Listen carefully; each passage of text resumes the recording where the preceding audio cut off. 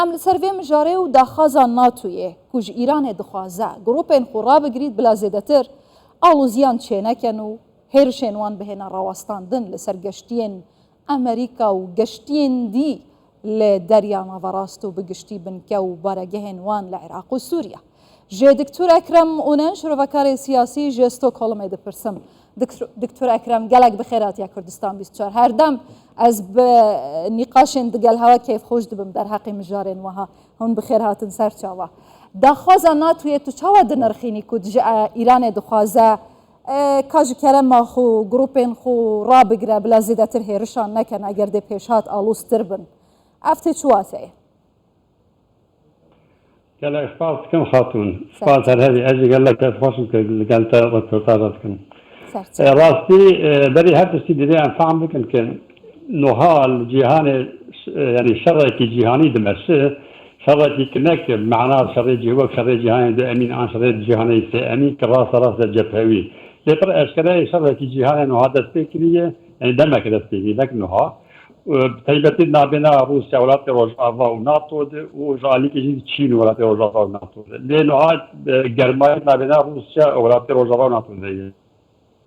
لێ گومان ئەف تشتێک نهال هەرەما نەدەبێت هەرەما ڕۆژاوتان نزیک ناوین کە تایبەتی لە هەرەما کوردستانê دەبێت لە باشوورê کوردستانê ڕۆژاوای کوردستانê کە هێزê ئەمریکی لەوێ دەرێنە و ji alî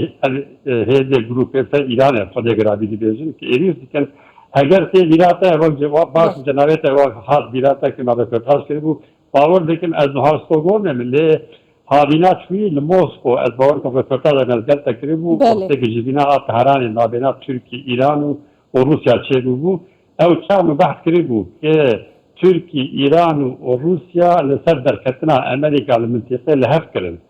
و چند بحث کردیم و از باور دکم نهاری انجامی وی تشتیک ام دبینن لأنه تشتاق جرين شيء تشتاق جرين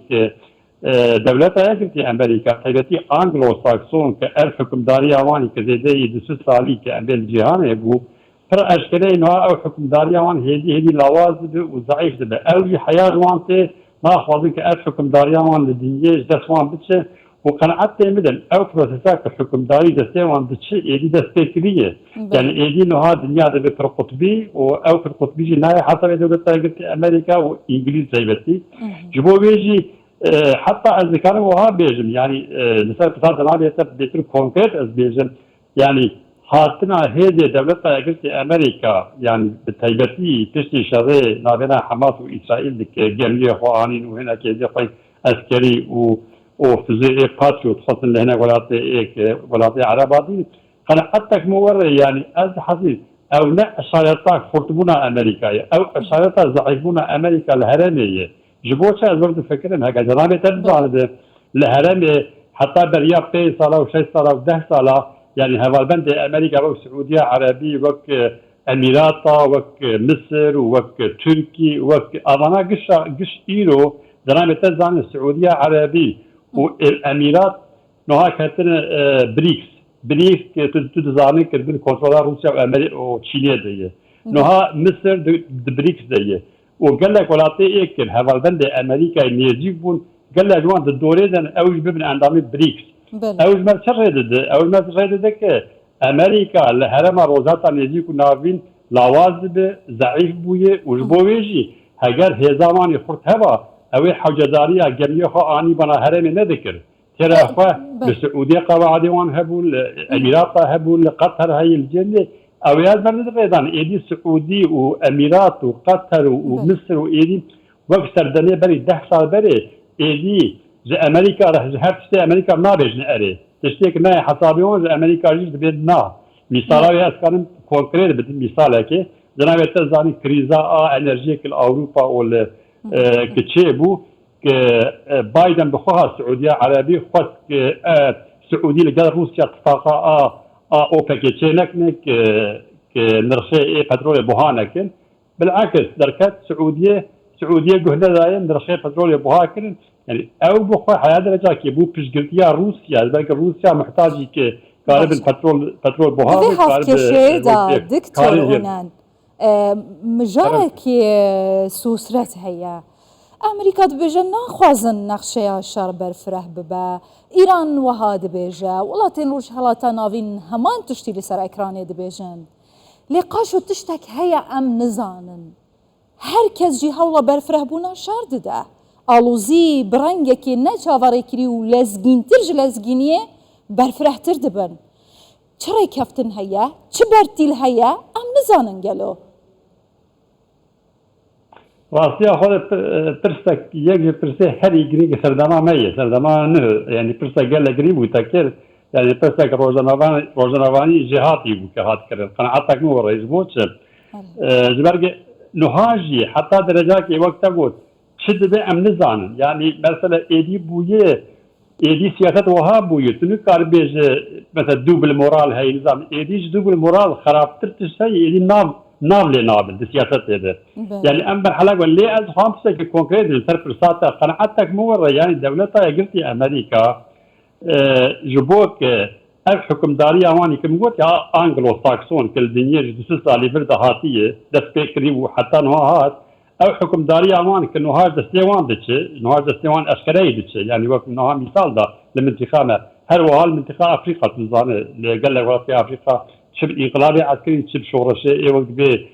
رنگینی که نهاد شی بود لهمبری اروپا و امریکا خلق تخاذر وان بدور کردن هر و حالات امریکا یعنی بخاطر بیشتر حکمداری انگلو ساکسون دنیا ضعیف دیده و انگلو ساکسون تجربی سرکشه و دولت اگرتی امریکا بکه دخوازه لهر دره شر گریخ بکه شر پیخه جبو کاره بنوی حکمداری خود دوام بکن لیکن قناعتک مو وری از دخوازه بیشتر يعني بإيدي أمريكا هاو كاره يعني شرج الدار يعني تبالغ خدي بيجن مثلا قناعتك مربو وان دخلت المنطقة ما إنه هذا شرعي إسرائيل وحماس ده قال لك ولاتي حرم الدرباس وقت تركي وقت مصر وقت سعودي ليه ديار أو سياسة انترنت جبوتش أزور الفكرة يعني أمريكا تتزاني زرابة تتزاني إنه هذا سعودي وإيران قال نزيكي هبو سعودي وإيران ومصر بهذا كتن بريكس او ناي حسب دولتها قلتي امريكا دخوازي لمنطقه ناكوكي بين مصر وسعودي مصر وتركي ايران وسعودي دخوازي ناكوكي هذه كقارب او منابر بك او ناكوكي انا بتشجيع روسيا او تشيني او ناكوكي هدي اورتا رابون اورتا ايران وسعوديه اورتا مصر وسعودي تركي اورتا تركي سعودي يعني او ناكوكي كيم هاي ناكوكي كيم دبن هذا امريكا ضعيف بالمنطقه